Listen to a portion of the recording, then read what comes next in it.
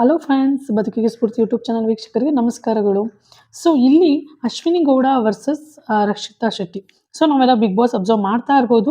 So big boss ಅಲ್ಲಿ main ಆಗಿ ಕಾಣ್ತಾ ಇರೋದು ಅಶ್ವಿನಿ ಗೌಡ ವರ್ಸಸ್ ರಕ್ಷಿತಾ ಶೆಟ್ಟಿ. ಏನೋ 100 ಸಿನಿಮಾ ಮಾಡಿದಾರಂತ, ಅವ್ರಿಗೆ ಸಮ ಯಾರು ಇಲ್ಲ ಅಂತೆ. ಸೊ ಏನು ಅವರು ಒಂದು ಹೇಳ್ತಾ ಇರೋದು, ಅವರ ಒಂದು 100 ಸಿನಿಮಾಗಳು ಮಾಡಿರೋದು ನಮಗೆ ಯಾರಿಗೂ ಗೊತ್ತೇ ಇಲ್ಲ, ಅಂದ್ರೆ ಕನ್ನಡದವ್ರಿಗೆ ಯಾರಿಗೂ ಗೊತ್ತಿಲ್ಲ ಅದು ಯಾವ ಸಿನಿಮಾಗಳು ಮಾಡಿದ್ದಾರೆ ಅಂತ ಅಂದ್ಬಿಟ್ಟು. ಮೊನ್ನೆ ಅವರು ಬಿಗ್ ಬಾಸಿಗೆ ಬಂದ ಮೇಲೆ ಅವ್ರು ಯಾರು ಅಂತ ಅಂದ್ಬಿಟ್ಟು ನಾವು ಯೂಟ್ಯೂಬಲ್ಲಿ ಮತ್ತು ಗೂಗಲಲ್ಲಿ ನೋಡಿದ್ದು. ಅದಕ್ಕಿಂತ ಮುಂಚೆ ಅವ್ರು ಯಾರು ಅಂತಾನೆ ಗೊತ್ತಿರಲಿಲ್ಲ. ಇನ್ನು ರಾಜಾ ಹುಲಿ ಪಿಕ್ಚರಲ್ಲಿ ಒಂದು ಕಾಮಿಡಿ ರೋಲ್ ಆಗಿ ಸೈಡ್ ರೋಲ್ ಆಗಿ ಮಾಡಿದ್ದಾರೆ ಅಂತಾನು, ಅದು ಆದ್ಮೇಲೆ ಅವ್ರು ಬಿಗ್ ಬಾಸಿಗೆ ಬಂದಾದ್ಮೇಲೆ ಓ ಇವರೇನ ಅವರು ಅಂತ ಗೊತ್ತಾಗಿದ್ದು. ಇನ್ನು ಸ್ಟಾರ್ಟಿಂಗ್ ಅಲ್ಲಿ ಬಿಗ್ ಬಾಸ್ ಅಲ್ಲಿ ಅವರು ಬಂದಾಗ ನಾವೆಲ್ಲ ಒಂದು ಅವ್ರ ಬಗ್ಗೆ ಗೂಗಲಲ್ಲಿ ಅಥವಾ ಯೂಟ್ಯೂಬಲ್ಲಿ ಸರ್ಚ್ ಮಾಡಿದಾಗ ಅವ್ರ ಮೇಲೆ ತುಂಬಾನೇ ರೆಸ್ಪೆಕ್ಟ್ ಜಾಸ್ತಿ ಆಯಿತು. ಕನ್ನಡ ಪರ ಹೋರಾಟಗಾರ್ತಿ, ಆಮೇಲೆ ಒಂದು ಹೆಣ್ಣು ಮಕ್ಕಳಿಗೆ ತುಂಬಾ ಜನ ಕಾಪಾಡುವಂತ ಒಂದು ವ್ಯಕ್ತಿತ್ವ, ಮತ್ತು ಅವರು ಒಂದು ಶ್ರೀಮಂತಿಕೆ ಒಂದು ಇದರಿಂದ ಬಂದಿದ್ರು ಸಹ 4 ಜನಕ್ಕೆ ಸಹಾಯ ಮಾಡುವಂತ ವ್ಯಕ್ತಿತ್ವ, ಒಂದು ತಾಯಿ ತರ ಇರ್ತಾರೆ ಬಿಗ್ ಬಾಸ್ ಅಲ್ಲಿ ಅನ್ನುವ ಒಂದು ಹೋಪ್ ಅವ್ರ ಮೇಲೆ ಬೆಳೀತಾ ಇತ್ತು. ಆದ್ರೆ ಹೋಗ್ತಾ ಹೋಗ್ತಾ ಬಿಗ್ ಬಾಸ್ ಅನ್ನೋದು ವ್ಯಕ್ತಿತ್ವಗಳ ಆಟ. ಸೊ ಆ ಆಟದಲ್ಲಿ ಎಲ್ಲರದು ಬಂಡವಾಳ ಹೊರಗಡೆ ಬರುತ್ತೆ. ಹಾಗೆ ಇವರ ಒಂದು ವ್ಯಕ್ತಿತ್ವ ಒಂದು ತುಂಬಾ ಕೀಳ್ಮಟ್ಟದ ಒಂದು ವ್ಯಕ್ತಿತ್ವ ಹೊರಗೆ ಬರ್ತಾ ಇದೆ. ಇವರಿಗೆ ಎಷ್ಟು ಎಡ್ವೈಟ್ ಇದೆ ಅಂತ ಅಂದ್ರೆ, ಅವರು ಒಂದು 100 ಸಿನಿಮಾಗಳು ಹೀರೋಯಿನ್ ಅಂತ, ಅಂದ್ರೆ ಹೀರೋಯಿನ್ ಅಂತೂ ಆಗಿಲ್ಲ, ಸೈಡ್ ರೋಲ್ ಏನೋ ಮಾಡಿದ್ದಾರೆ, ಸೀರಿಯಲ್ ಎಲ್ಲನೋ ಮಾಡಿದ್ದಾರೆ. ಬಟ್ ಅದೆಲ್ಲ ನಾನು 40 ವರ್ಷಕ್ಕೆ ಮಾಡಿದ್ದೀನಿ ಅಂತ, ಸಾಧನೆ ಮಾಡಿದ್ದೀನಿ ಅಂತ ಅಂದ್ಬಿಟ್ಟು ತುಂಬಾ ಹೇಳುವಂತ ಇವ್ರು ಯಾರು ಅಂತಾನೆ ಎಷ್ಟೋ ಜನಗಳಿಗೆ ಇನ್ನೂ ಗೊತ್ತಿಲ್ಲ. ಬಿಗ್ ಬಾಸ್ ಬಂದ ಮೇಲೆ ಮಾತ್ರ ಅವ್ರು ಯಾರು ಅಂತ ಗೊತ್ತಾಗಿದ್ದು. ಆದ್ರೆ ಯೂಟ್ಯೂಬ್ ಅಲ್ಲಿ ಅವರ ಒಂದು ಸ್ವಂತ ಒಂದು ಪ್ರತಿಭೆ ಯೂಸ್ ಮಾಡಿ, ಯಾವುದೇ ಒಂದು ಬ್ಯಾಕ್ ಗ್ರೌಂಡ್ ಇಲ್ಲದೆ middle class family Rakshita Shetty ಅವರು ಎಷ್ಟೊಂದು ಕಷ್ಟಪಟ್ಟು ಕಂಟಿನ್ಯೂಸ್ ಆಗಿ ಅವ್ರು ವಿಡಿಯೋಸ್ ಅಪ್ಲೋಡ್ ಮಾಡ್ತಾರೆ. ನೋಡಿ, ಒಂದು ವಿಡಿಯೋಸ್ ಅಪ್ಲೋಡ್ ಮಾಡ್ತಾ ಇರುವಾಗ ಕಂಟಿನ್ಯೂಸ್ ಆಗಿ ಅದು ಸಹ ಒಂದು ವರ್ಕ್. ಸೊ ಅಷ್ಟು ಈಸಿ ಅಲ್ಲ. ಆ ರೀತಿ ಒಂದು ಕಂಟೆಂಟ್ಗಳನ್ನ ತಗೊಂಡು ಅವರು ಒಂದು ಕಾಮಿಡಿಗಳು ಇದು ಮಾಡಿಕೊಂಡು, ಮತ್ತು ನಾವು ನೋಡ್ದಂಗೆ ಎಷ್ಟೋ ಜನಗಳಿಗೆ ಅವರು ಹೆಲ್ಪ್ ಮಾಡಿದ್ದಾರೆ. ವಯಸ್ಸಾದವ್ರಿಗೆ ಮತ್ತು ಮಕ್ಕಳಿಗೆ, ಅನಾಥ ಮಕ್ಕಳಿಗೂ ಹೆಲ್ಪ್ ಮಾಡಿದ್ದಾರೆ, ಅವ್ರ ವಿಡಿಯೋಗಳಲ್ಲಿ ಇದೆ.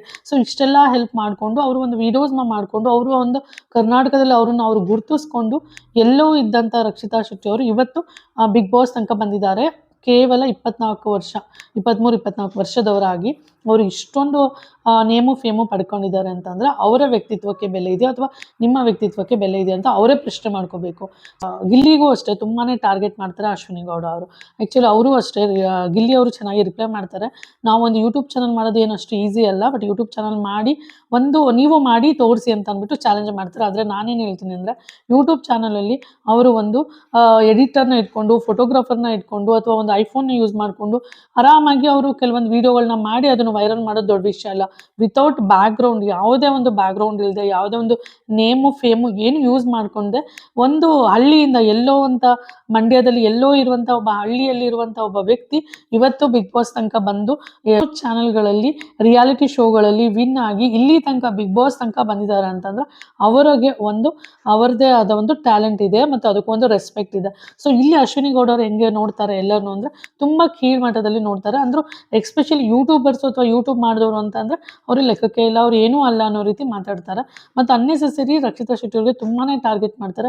ಕೊಟ್ಟಂತ ಓಟ್ನ ನಮಗೆ ಬೇಡ, ನಾವು ಅದನ್ನ ಕಾಲ್ ಕೆಳಗಡೆ ಹಾಕ್ಬಿಡ್ತೀವಿ ಅಂತ ಅಂದ್ಬಿಟ್ಟು ಈ ರೀತಿ ಯಾವುದೋ ಒಂದು ಹೇಳಿದ್ರೆ ಚಪ್ಲಿನ ತೋರಿಸಿದ್ರು ಅಂತ ಅಂದ್ಬಿಟ್ಟು ಅನ್ನೆಸೆಸರಿ ಸುಳ್ಳು ಹೇಳ್ತಾರೆ.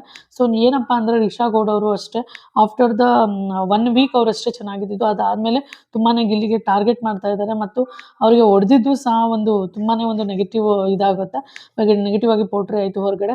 ಬಟ್ ಅದಕ್ಕೆಲ್ಲ ಗಿಲ್ಲಿ ಅವರು ಅಲ್ಲೇನು ರಿಪ್ಲೈ ಕೊಟ್ಟಿದ್ದಾರೆ. ಬಟ್ ಏನಪ್ಪ ಅಂದ್ರೆ ಮ್ಯಾನ್ ಹ್ಯಾಂಡ್ಲಿಂಗ್ ಮಾಡೋದು ತುಂಬಾನೇ ತಪ್ಪು, ಅದು ಸಾಧ್ಯನೇ ಇಲ್ಲ ಅಲ್ಲಿ.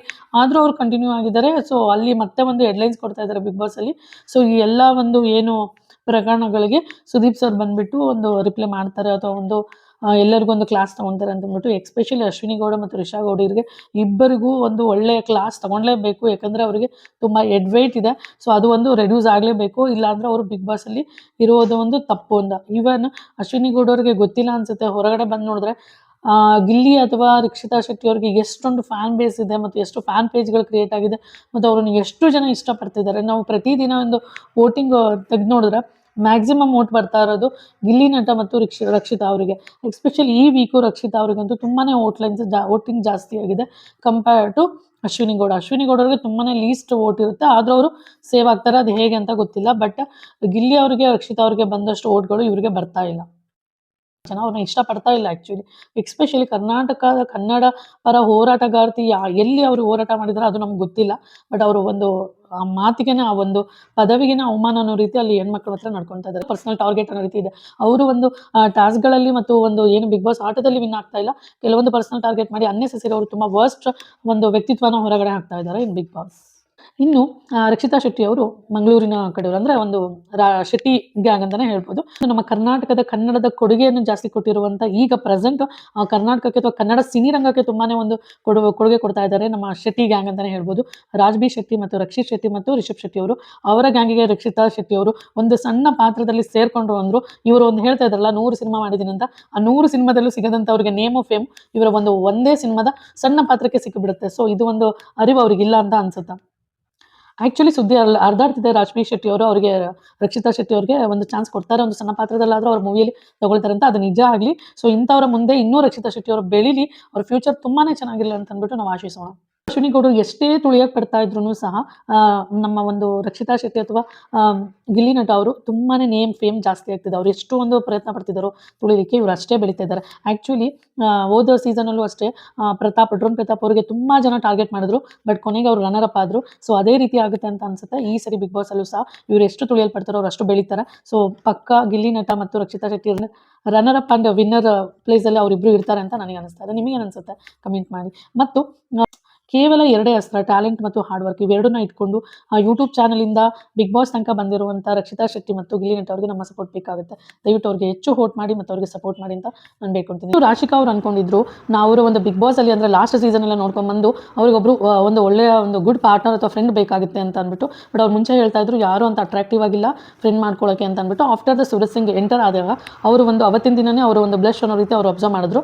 ಸೊ ಅಬ್ಸರ್ವ್ ಮಾಡಿ ಆದಮೇಲೆ ಅವತ್ತು ಅವತ್ತಿನ ರಾತ್ರಿನೇ ಅವರು ನಿಮ್ಮನ್ನು ಇನ್ಸ್ಟಾಗ್ರಾಮಲ್ಲಿ ನೋಡಿದ್ದೀನಿ ಅಂತೆಲ್ಲ ಹೇಳ್ತಾ ಇದ್ರು. ಸೊ ಅದಾದಮೇಲೆ ಅವ್ರಿಗೊಂಥರ ಇಂಪ್ರೆಸ್ ಆಗೋ ರೀತಿ, ಆಮೇಲೆ ಲವ್ ಕ್ರಿಯೇಟ್ ಆಗಿರೋ ರೀತಿ ಒಂದು ಸ್ವಲ್ಪ ದಿನಗಳು ನಡೀತು. ಅದಾದಮೇಲೆ ಸುದೀಪ್ ಸರ್ ಏನು ಹೇಳ್ತಾರೆ, ನೀವು ಒಂದು ಇಷ್ಟಪಡಿದ್ರೆ ಅದೇ ರೀತಿ ಪೋರ್ಟ್ರೇ ಮಾಡಿ, ಅಂದರೆ ಲವ್ ಆಗಿದ್ದರೆ ಅದು ಹೊರಗಡೆ ಹಾಗೆ ಪೋರ್ಟ್ರೇ ಆಗುತ್ತೆ ಅಂತ ಅನ್ನೋ ರೀತಿ ಒಂದು ಎಚ್ಚರಿಕೆ ಗಂಟೆನ ಕೊಟ್ಟಾಗ ತಕ್ಷಣ ಅವರು ದೂರ ಆಗುವಂತೆ ಈಗ ಒಂದು ಮಾತುಕತೆ ನಡೆದಿದೆ. ಅಂದರೆ ಸೂರಜ್ ಇರೋರ ಹತ್ರ ರಾಶಿಕಾ ಅವ್ರು ಬರಲ್ಲ, ರಾಶಿಕಾ ಅವ್ರು ಇರೋ ಹತ್ರ ಸೂರಜ್ ಬರ್ದೆ ಹಾಗೆ ಅವರು ಒಂದು ಮಾತುಕತೆ ಮಾಡ್ಕೊತಾರೆ. ಆದರೆ ರಾಶಿಕಾ ಅವರು ಲಾಸ್ಟ್ ಸೀಸನಲ್ಲಿ ಸಂಗೀತ ಶೃಂಗೇರಿ ಅವರು ಮತ್ತು ಕಾರ್ತಿಕ್ ಅವ್ರ ಮಧ್ಯೆ ಒಂದು ಫ್ರೆಂಡ್ಶಿಪ್ ಇತ್ತು. ಆ ಫ್ರೆಂಡ್ಶಿಪ್ ಬ್ರೇಕ್ ಆದಮೇಲೆ ಅವರು ಒಂದು ದೂರ ಆಗ್ತಾರೆ. ಅದೇ ರೀತಿ ಅವರು ಒಂದು ಮಾಸ್ಟರ್ ಪ್ಲಾನ್, ಅಂದರೆ ಅದೇ ರೀತಿ ಪ್ಲಾನ್ ಮಾಡ್ಕೊಂಡಿದ್ರೆ ಫೈನಲ್ ತನಕ ಇರ್ಬೋದು, ನಾನು ಆ ರೀತಿ ಮಾಡಬೇಕು ಅನ್ನುವಂಥ ಪ್ಲಾನಿಂಗಲ್ಲಿ ಅವರು ಒಂದು ಮಾಸ್ಟರ್ ಪ್ಲಾನ್ ಮಾಡ್ಕೊಂಡು ಬಂದಿದ್ದಾರೆ ಅಂತ ಅಂದ್ಬಿಟ್ಟು ಪ್ರಶ್ನೆಗಳು ಮೂಡ್ತಾ ಇದೆ ಹೊರಗಡೆ. ಸೊ ಹಾಗಾಗಿ ರಾಶಿಕಾ ಅವ್ರ ಪ್ಲಾನ್ ಉಲ್ಟಾ ಆಯ್ತಾ ಅಂತ ಅನ್ಸುತ್ತೆ. ಅವರು ಅಶ್ವಿನಿ ಗೌಡ ಅವರಿಂದ ದೂರ ಆಗಿಬಿಟ್ಟು ತುಂಬಾ ಒಳ್ಳೆ ಕೆಲಸ ಮಾಡಿದ್ರು. ಈಗ ಈ ವೀಕಲ್ಲಿ ಅವರಿಗೆ ಒಂದು ಉತ್ತಮನೂ ಸಿಕ್ಕಿದ್ದು ಮತ್ತು ಪಾಸಿಟಿವ್ ಆಗಿದ್ದಾರೆ. ಹೊರಗಡೆ ಸಹ ಅವರಿಗೆ ಒಂದು ಟ್ರೋಲ್ ಆಗ್ತಾ ಇಲ್ಲ. ತುಂಬಾ ಒಂದು ಅವರಿಗೆ ಈಗ ಅವ್ರನ್ನ ನೋಡಿದ್ರೆ, ಅವರ ಪೊಟೆನ್ಷಿಯಲ್ ನೋಡಿದ್ರೆ ಖುಷಿ ಆಗುತ್ತೆ. ಸೊ ಒಂದು ನೆಗೆಟಿವ್ ಅಂತ ಈ ಥರ ವ್ಯಕ್ತಿಗಳಿಂದ ದೂರ ಆಗೋದು ತುಂಬಾ ಒಳ್ಳೆಯದಾಗುತ್ತೆ. ಮತ್ತು ಅಶ್ವಿನಿ ಗೌಡರ ಒಂದು ತಂದೆ ಕೋಟ್ಯಾಧೀಶ್ವರರಾಗಿದ್ದು, born with a golden spoon ಅನ್ನೋ ರೀತಿ ಅವರ ಒಂದು ಹೆಡ್ ವೇಟ್ ಜಾಸ್ತಿ ಇದೆ. ಸೊ ಅದು ಎಲ್ಲ ಒಂದು ಬಿಗ್ ಬಾಸಲ್ಲಿ ರೆಡ್ಯೂಸ್ ಆಗ್ತಾ ಹೋಗುತ್ತೆ ಮುಂದಿನ ದಿನಗಳಲ್ಲಿ ಅಂತ ನನಗೆ ಅನಿಸುತ್ತೆ. ಫ್ರೆಂಡ್ಸ್, ಬಿಗ್ ಬಾಸ್ನ ಮತ್ತಷ್ಟು ಅಪ್ಡೇಟ್ಗಾಗಿ ನನ್ನ ಚಾನಲ್ಗೆ ಸಬ್ಸ್ಕ್ರೈಬ್ ಮಾಡಿ. So thank you for watching the video. Thanks ಅಲ್ಲ. Thank you.